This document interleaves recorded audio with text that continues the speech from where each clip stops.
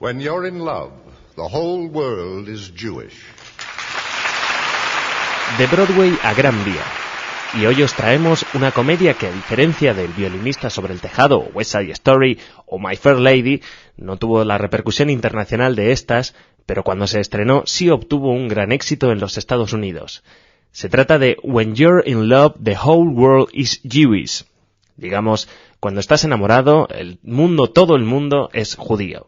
Una comedia musical auténticamente judía, fruto de la colaboración de Bob Booker y George Foster.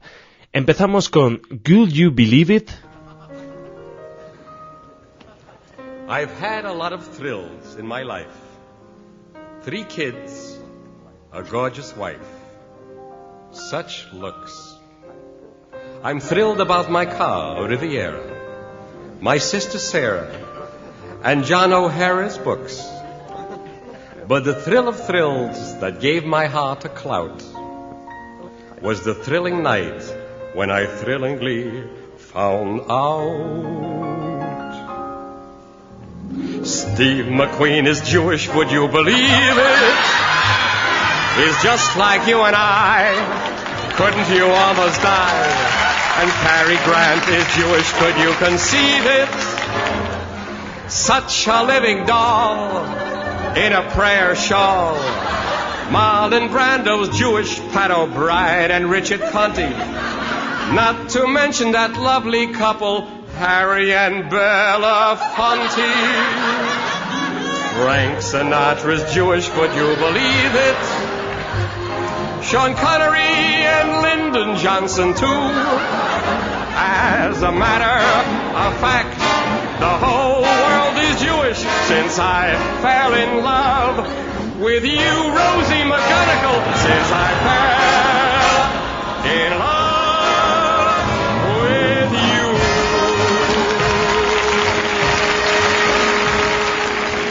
La grabación que escuchamos se realizó con público en vivo en los estudios de Columbia Records en Nueva York en enero de 1966. Las risas que escuchan no son risas enlatadas, son risas del público de verdad. En aquella época no existían ese tipo de risas. Entre los actores destacaban Frank Gallop, Bob McFadden, Jack Gilford, Valerie Harper, Betty Walker o Lou Jacobi. Escuchen ahora el tema The Ballad of Irving, interpretado por Frank Gallop y que llegó al número 1 de las listas de venta norteamericanas. Sí, como lo oyen.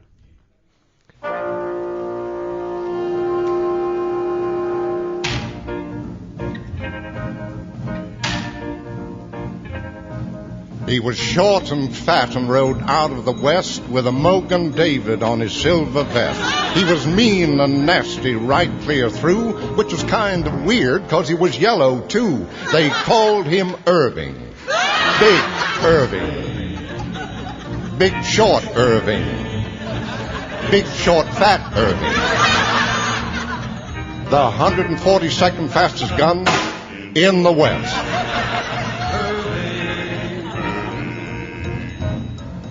He came from the old bar mitzvah spread, schlepping a salami and pumpernickel bread. He always followed his mother's wishes, even on the range he used 2 sets of dishes. Irving. Big fat Irving. Big sissy Irving. The 142nd fastest gun in the West.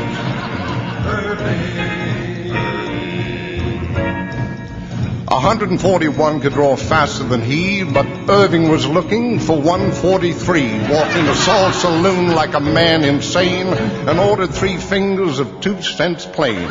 Irving. Big fat Irving. Big sport Irving. The 142nd fastest gun in the West.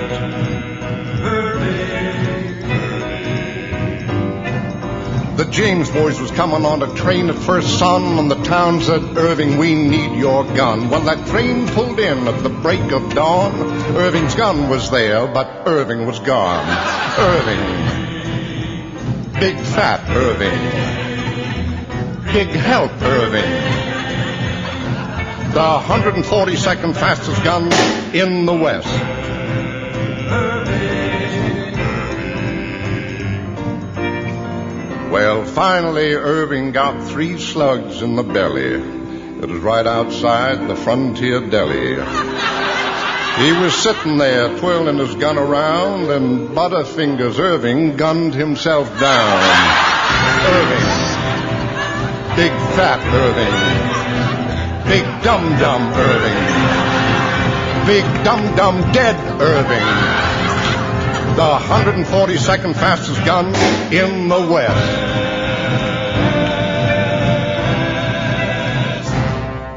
Really? Cuando estás enamorado, todo el mundo es judío. Fue creado, escrito y dirigido por Bob Booker y George Foster.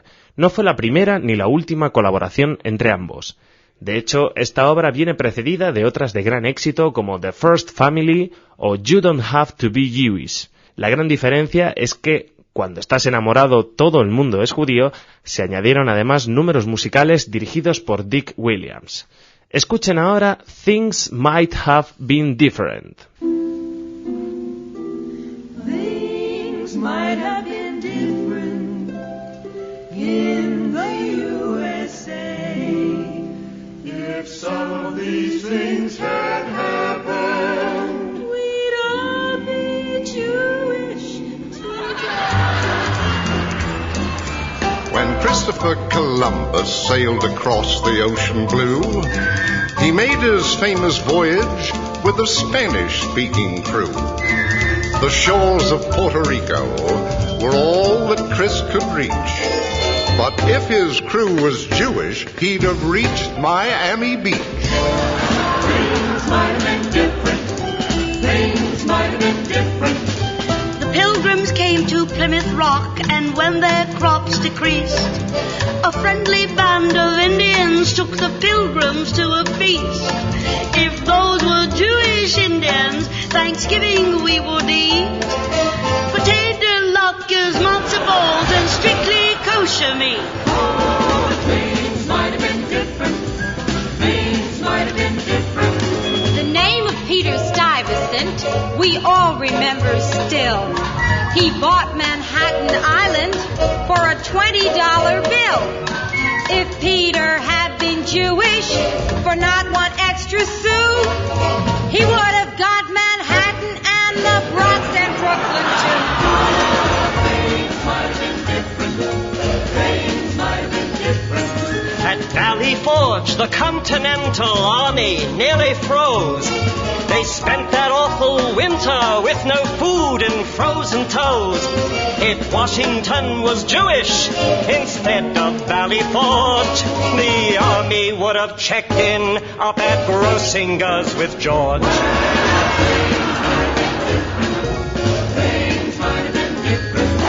I wonder if the tale of Ponce de Leon is the truth.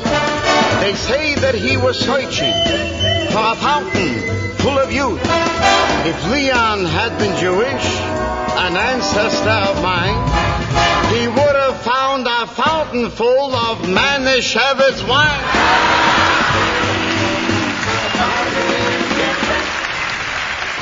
Booker y Foster formaron a principios de los años 60 una pareja de productores y compositores musicales cómicos de gran éxito.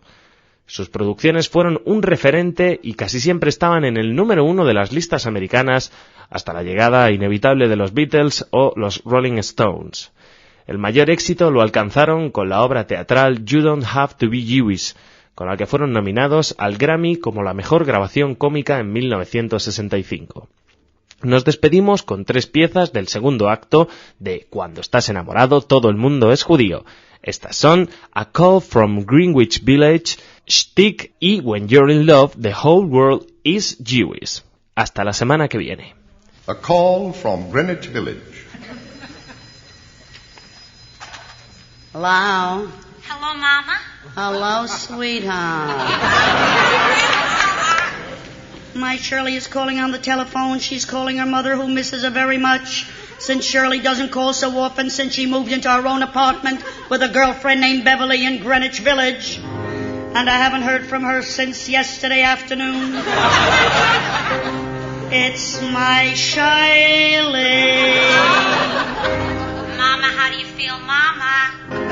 How should I feel when I fixed up your room so nice with blue drapes you always wanted down to the floor and the velvet bedspread? So when you get tired of that way of life in Greenwich Village, your room will be here waiting for my Shirley.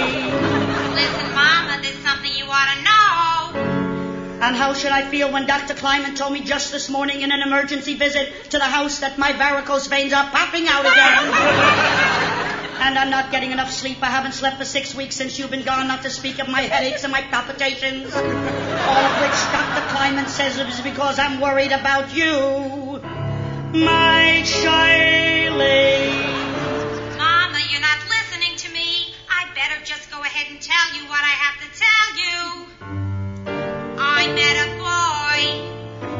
That's nice. And did you know that while I was up all night deathly sick from worrying about you, I made a whole quarter kreplach soup you love so much? And went to the post office 5 o'clock this morning and mailed it strictly special delivery to my Shirley. Mom, I met this boy and last night we ran away and got married. That's very nice. So I said to myself, what's the difference if I'm sick? But at least I had you for 32 years. And it was wonderful, especially after your father left for bagels and lox one Sunday morning 7 years ago and never came back. Thank you for being my Shirley. That's not all, Mama. He doesn't have a job and his name is Michael O'Neill. It's so nice that my Shirley called her mother today to say hello so I could hear the beautiful voice of my Shirley. Mom, I'm so happy that you're not the least bit upset. Why should I be upset? I have no reason to be upset, 'cause the minute I hang up the phone, I'm gonna kill myself.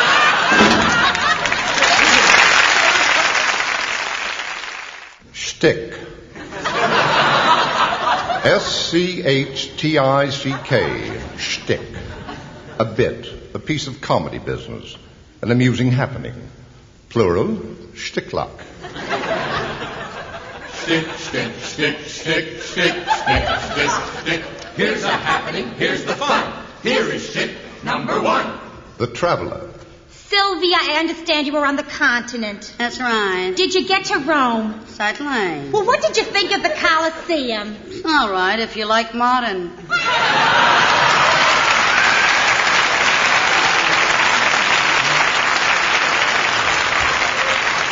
Stick, stick, stick, stick, stick, stick, stick, stick. These are the jokes, old and new. Here is stick number 2.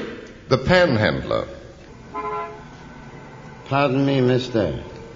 Can you spare a dime for a glass tea? I will not. You stopped me once before today. I gave you a dime for your glass of tea not 20 minutes ago. Mister, please, stop living in the past.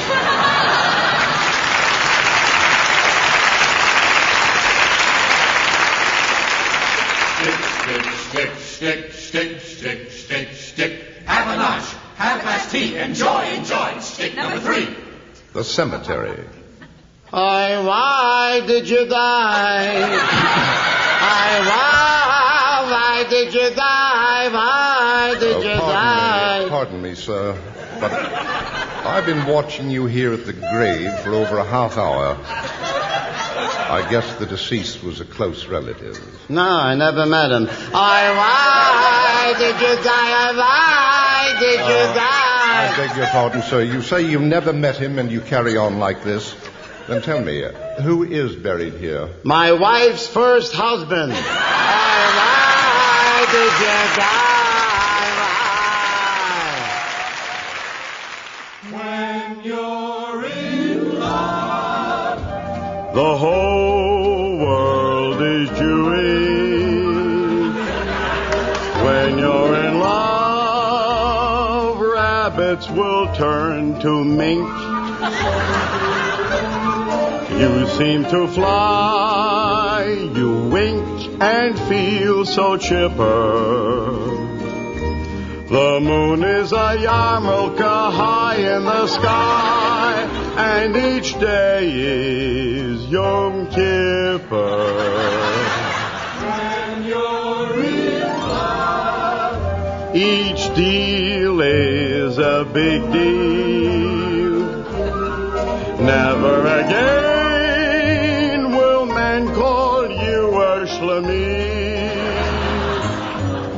Yes, when you start to fall, the world is your own matzo ball. And everything's borrowed and blue old and newish. Sort of glass of tea for two-ish. 'Cause the whole world is Jewish when you're in love. You just take your picture. Mama won't mind to find you brought home a shiksa. You're on the loop.